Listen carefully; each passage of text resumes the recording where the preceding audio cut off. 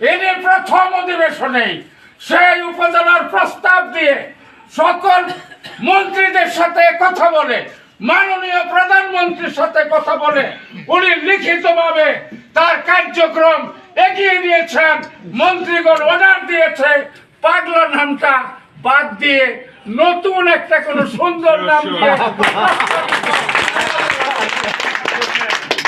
এমনি ভাবে আগামী দিনে আপনাদের এই 5 বছরে নিশ্চয় যে পরিমাণ কাজ হবে আপনাদের এমপি সাহেব এবং মাননীয় প্রধানমন্ত্রী বাংলাদেশকে গড়ে দিবে এবং গফরগাঁও পাগলা এমন ভাবে গড়বেন সম্পূর্ণভাবে বদলে যাবে পাগলা গফরগাঁও। আপনাদের কোনো রাস্তা আর বাংলা চূড়া কোথাও থাকবে না। যে সমস্ত কাঁচা রাস্তাগুলি রয়েছে আপনাদেরকে ইতিমধ্যে বলা হয়েছে সেইগুলির জন্য দরখাস্ত দেওয়ার জন্য।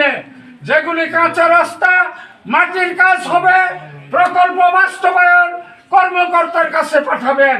যে সমস্ত রাস্তা ইটের করতে হবে সেইগুলি উপজেলা প্রকৌশলী ইঞ্জিনিয়ারের কাছে পাঠাবেন।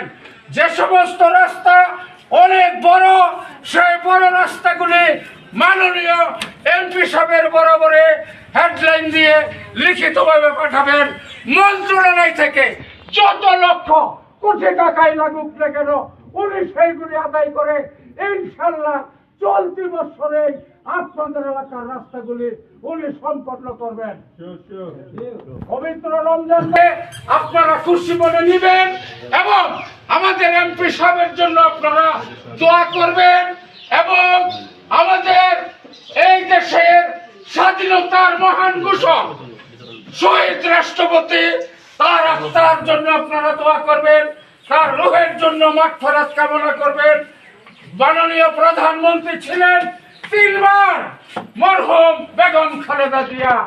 আপনাদের মতোই মহিলা তিনি এই দেশের মানুষের সেবা করতে গিয়ে সরকারের নির্যাতন মুক্ত করতে জেলখানায় দিন কাটাতে শেষ পর্যন্ত ইন্তেকাল করেছে।